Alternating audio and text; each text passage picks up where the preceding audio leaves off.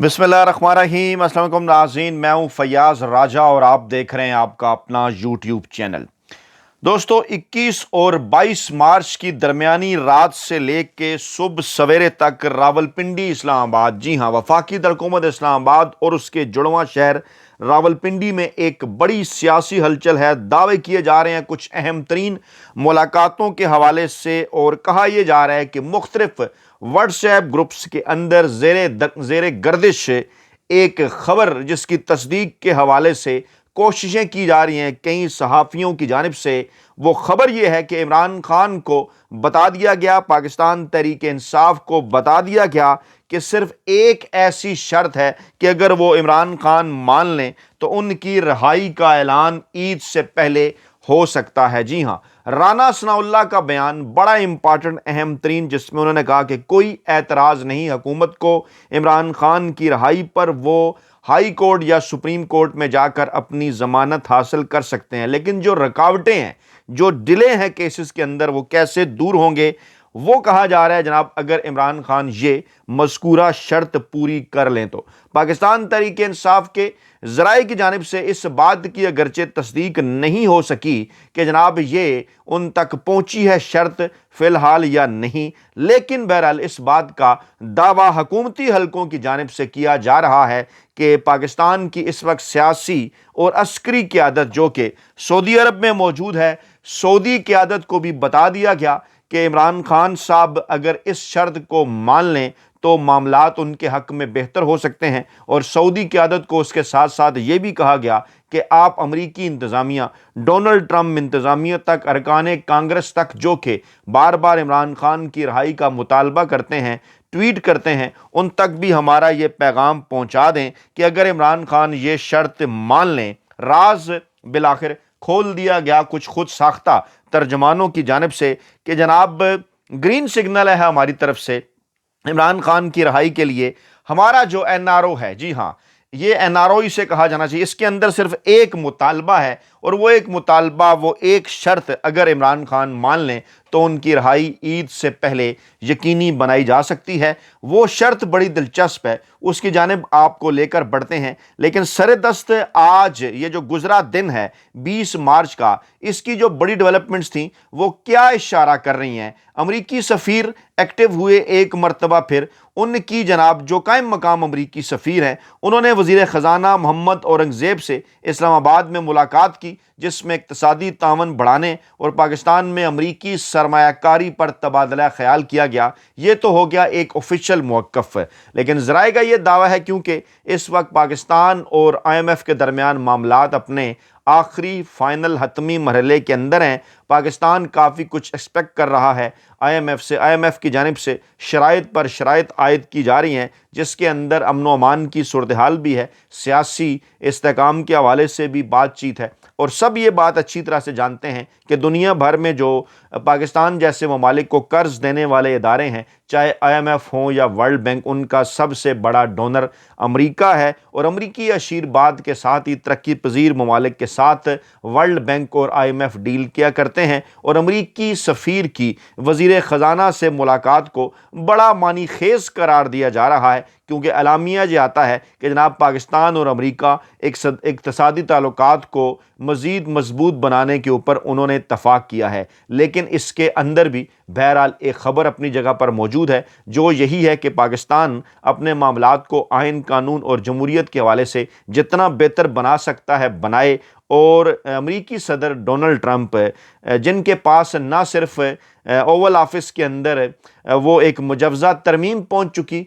जनाब मुजवज़ा आइनी पैकेज पहुँच चुका, जो विल्सन जिसके रूह रवां हैं, पाकिस्तान की अस्करी और सियासी क़यादत पर पाबंदियाँ लगाए जाने के हवाले से, और ख़ास तौर पर उस अस्करी और सियासी क़यादत पर या इंतज़ामिया पर जो कि इमरान खान को इस वक्त जेल के अंदर गैर आइनी और गैर कानूनी तरीके से रखने की ज़िम्मेदार है। इस सूरत हाल के अंदर हमें इस बात को भी समझना होगा कि जनाब कौमी सलामती कमेटी के इजलास के बाद, जिसके अंदर ना ही तो इमरान खान थे, ना ही नवाज शरीफ थे, ना ही आसिफ जरदारी साहब थे, اور کسی بھی جگہ پر کسی پلیٹ فارم پر ملکی ہو یا بین الاقوامی یہ نہیں سمجھا یا کہا گیا کہ پاکستان کی موجودہ چنتخب حکومت اور اس کے ہینڈلرز دہشت گردی کے خلاف اس جنگ میں یا اس واقعے کے اوپر کوئی ایک مشترکہ نیریٹو یا بیانیہ بنانے کے اندر کامیاب ہو سکے۔ اس کے بعد فوری طور پر پاکستان کی سیاسی اور عسکری قیادت کا، شہباز شریف صاحب کا،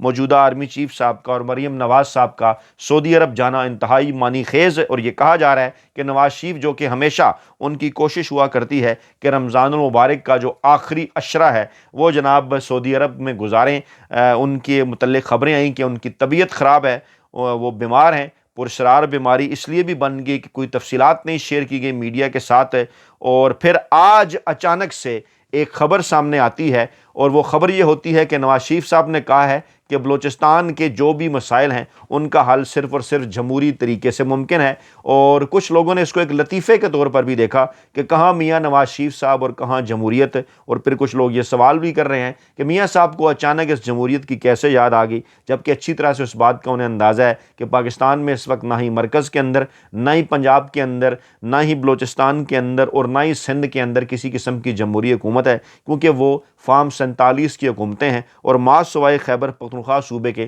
جہاں پاکستان تحریک انصاف مسلسل 3 ٹرم سے بڑے ہی واضح اور شفاف انداز میں جیت رہی ہے، اس کے علاوہ پورے پاکستان کے اندر جو الیکشنز ہیں ان کے اوپر ایک بہت بڑا سوالیہ نشان ہے۔ تو نواز شریف صاحب کا یہ بیان جو ہے وہ جمہوری اقدار کو سمجھنے والے جو حلقے ہیں ان کے اندر بڑی حیرت سے دیکھا جا رہا ہے کہ بلوچستان کے مسائل کا حل صرف اور صرف جمہوری طریقے سے ممکن ہے۔ میاں صاحب کیا جو باقی پاکستان ہے کیا اس کے مسائل کا حل بھی صرف اور صرف جمہوری طریقے سے ممکن نہیں؟ ان سے جناب وفاقی وزیر قانون اعظم نذیر تارڑ صاحب ملاقات کرتے ہیں، سپریم کورٹ بار ایسوسیشن کے جناب میاں محمد رؤوف عطا صاحب ملاقات کرتے ہیں، صدر بلوچستان ہائی کورٹ بار ان سے ملاقات کرتے ہیں، اور خبر یہ جاری کی جاتی ہے میڈیا کو کہ میاں رؤوف عطا نے نواز شریف سے یہ درخواست کی ہے کہ سیاسی قائدین اور بلوچستان کے رہنماؤں کو ایک پلیٹ فارم کے اوپر اکٹھا کریں، اور اعلامیہ یہ بتا رہا ہے کہ جناب اس سے ہی صوبے کے مسائل کے حل پر قومی اتفاق رائے قائم کیا جا سکے گا۔ اب ایک سوال پیدا ہوتا ہے کہ جناب جب یہ سوالات اٹھے کہ نواز شریف صاحب کہاں پر تھے، تو اس کے بعد کاؤنٹر نیریٹو بنانے کے لیے اس ملاقات کو کرایا گیا، اس کی خبر لیک کی گئی، لیکن سوالات تو مزید اٹھ گئے کہ گویا یہ خبر خود اس بات کی تصدیق کر رہی ہے کہ اگر نواز شریف کو دوبارہ جھاڑ پونجھ کر لانچ کرنے کا ارادہ کر ہی لیا گیا ہے تو اس کا کیا مطلب ہے کہ قومی سلامتی کمیٹی کا جو اجلاس تھا وہ اپنے مقاصد حاصل نہیں کر سکا، اور بلوچ قیادت کی جانب سے، محمود خان اچکزئی کی جانب سے، اختر مینگل کی جانب سے، اور مولانا فضل الرحمان جن کی خیبر پختونخوا اور بلوچستان کے اندر بہرحال ایک سیاسی بیس ان کے والد مولانا مفتی محمود صاحب ہی کے زمانے سے موجود ہیں، وہ تمام کے تمام لوگ اس وقت کیا بات کر رہے ہیں کہ کوئی آپریشن نہیں، اور عمران خان صاحب کو تمام تر معاملات کے اندر شامل کریں، جس کے بعد پیرول پر رہائی کے حوالے سے بھی چیزیں چل رہی ہیں، آل پارٹیز کانفرنس بھی چل رہی ہے، اور اب نواز شریف کا پھر یہ بیان کہ جمہوری طریقے سے ہی تمام مسائل کا حل ممکن ہے، اسے کیا سمجھا جائے کہ کان کو ایسے پکڑا جائے یا ادھر سے گھما کر پکڑا جائے؟ بات تو نواز شریف صاحب بھی وہی کر رہے ہیں، اچھی طرح انہیں اندازہ ہے کہ عمران خان بھی یہی بات کر رہے ہیں کہ جناب آپریشن نہیں مذاکرات، تو مذاکرات پھر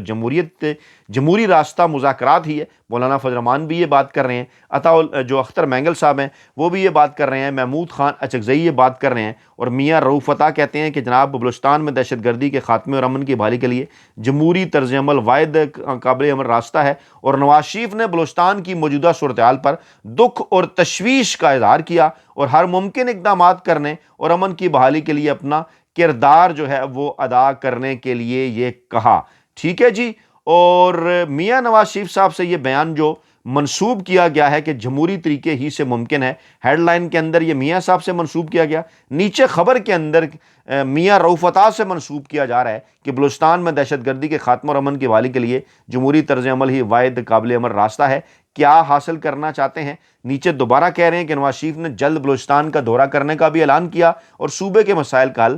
صرف اور صرف جمہوری طریقے سے ممکن ہے، یہ بھی کہا، اور ساتھ ہی اگلے ہی لمحے یہ کہا کہ بلوچستان کے مسائل کے حل کے لیے یہ جو موجودہ وفاقی حکومت ہے اس کی کوششوں کی مکمل حمایت کا ہم اعادہ کرتے ہیں۔ اور حالانکہ قومی سلامتی کمیٹی کے اجلاس کے بعد تو اس حکومت کے وزراء